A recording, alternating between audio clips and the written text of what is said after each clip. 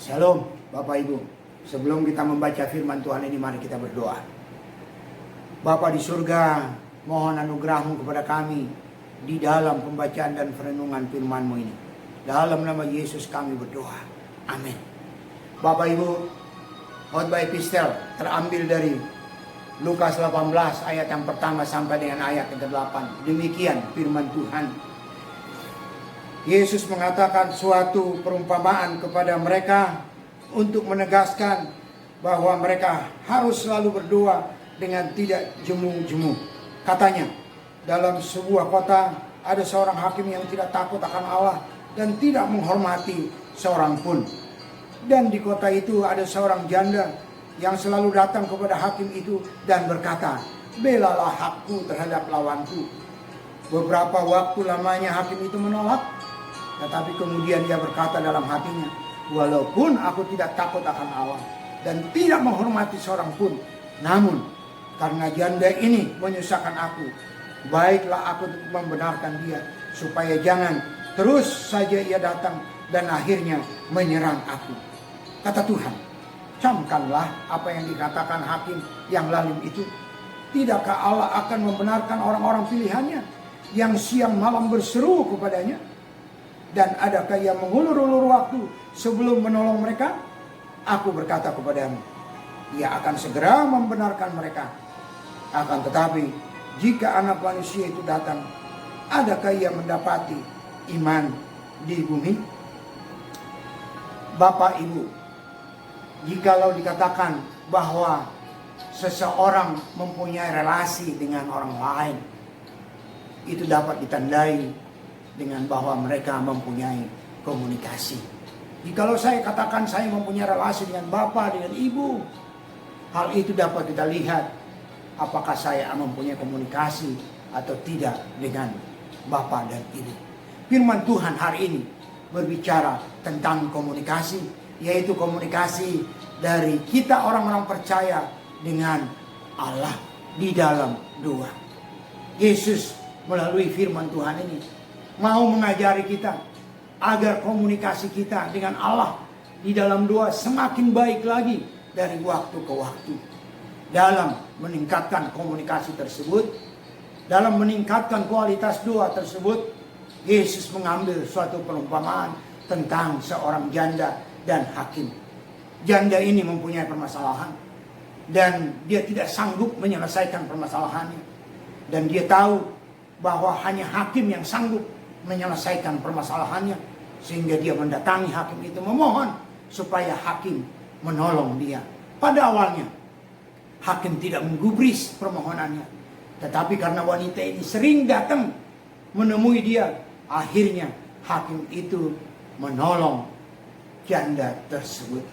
Yesus mau supaya kita meniru janda ini di dalam memperjuangkan, dalam memohon pertolongan daripada hakim, supaya kita meniru dia di dalam memohon pertolongan daripada Allah.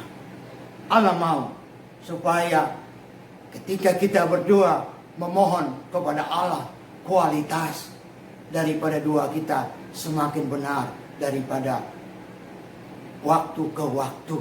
Bapak Ibu sekalian, Bapak Ibu sekalian, firman Tuhan pada minggu ini diberi nama Rogate, artinya berdoa. Dan HKBP mengangkat tema minggu ini adalah berdoa.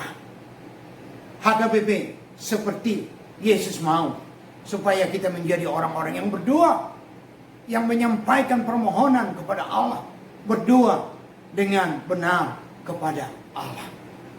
Kalau tema ini mau mengajak supaya kita berdoa dengan benar kepada Allah, supaya kita menyampaikan permohonan pertolongan kepada Allah, maka timbul pertanyaan, bagaimanakah berdoa yang diinginkan oleh Yesus?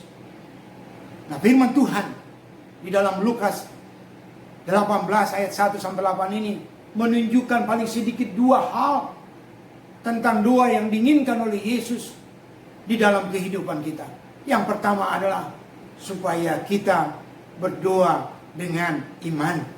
Hal itu kita boleh membaca Bapak Ibu sekalian di dalam ayat yang ketiga, ketujuh dan yang ke-8.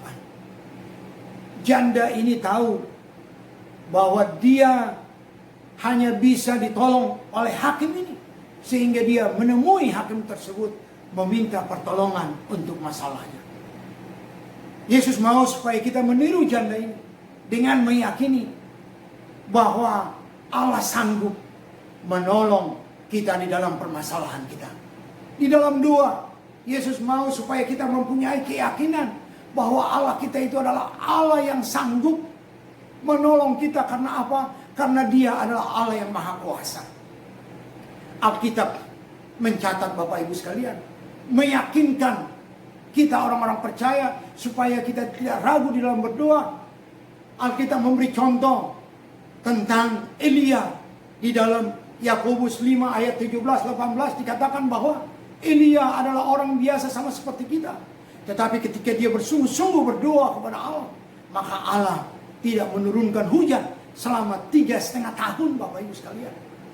Dan ketika dia berdoa kembali kepada Allah, Allah menurunkan hujan.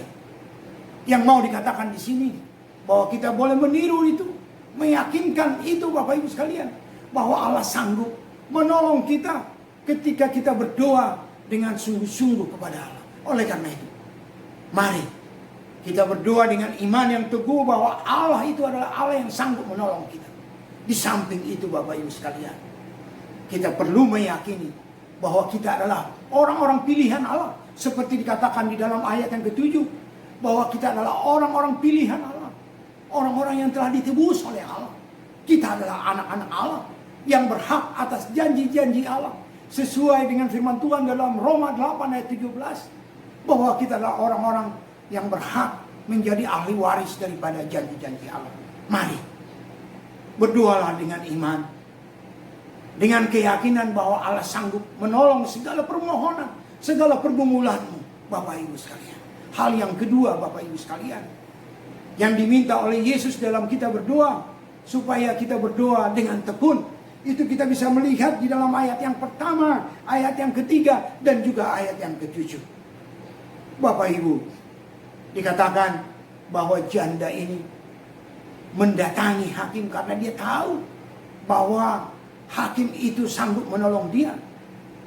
Awalnya hakim itu tidak menggubris, namun dia mendatangi terus untuk memohon pertolongan dari hakim itu. Yesus mau supaya kita meniru janda ini, supaya kita tidak jemu-jemu berdoa seperti ayat yang pertama, supaya kita sungguh-sungguh berdoa dengan tidak jemu-jemu. Itu yang diharapkan oleh Yesus. Dan itu ditegaskan kembali pada ayat yang ke-7, Bapak Ibu sekalian. Berteriak, yang siang malam berteriak, memohon pertolongan Allah. Biarlah kita menjadi orang-orang yang berteriak kepada Allah, yang siang malam berdoa tidak jemu-jemu. Bapak Ibu sekalian, berteriak artinya apa? Bahwa kita sangat membutuhkan pertolongan Allah. Siang malam artinya apa? Tidak jemu-jemu, Bapak Ibu sekalian. Seperti pengemis siang malam memohon. Dan itu yang dikatakan Yesus dalam khotbah di bukit. Pasal yang ke-5 Matius, ayat yang ke-3 dikatakan, berbahagialah orang yang miskin di hadapan Allah. Biarlah kita menjadi orang yang miskin, memohon tidak jemu-jemunya bertelut. Kita perlu menyisihkan waktu secara khusus, Bapak Ibu. Berdoa jam 3, jam 4 pagi berdoa. Menunjukkan keseriusan kita, menunjukkan ketekunan kita di dalam memohon pertolongan daripada Allah. Mari Bapak Ibu sekalian, saya akan mengakhiri khotbah singkat ini. Bahwa khotbah singkat hari ini meminta kepada kita supaya kita memohon pertolongan Allah di dalam pergumulan hidup kita. Ada dua hal yang diajari Yesus dalam ketika kita bermohon kepada Allah, supaya kita bermohon di dalam iman.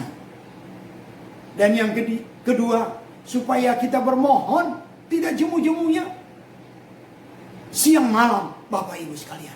Mari Bapak Ibu sekalian, Allah mau, Yesus mau supaya engkau berbahagia, bersukacita di dalam hidup ini. Yesus di dalam Yohanes 16 ayat yang ke-24 berkata, mintalah supaya penuhlah sukacitamu. Yesus mau supaya kita bersukacita. Oleh karena itu mari kita memohon pertolongan Allah di dalam hidup ini. Amin. Mari kita berdoa. Mohon anugerah-Mu ya Allah kepada kami, di dalam kami menerjemahkan firman-Mu ini, supaya kami meyakini betul bahwa Allah sanggup menolong kami, supaya kami berdoa dengan tidak jemu-jemunya. Dalam nama Yesus kami memohon. Amin. Sampai ketemu dalam khotbah epistel minggu depan.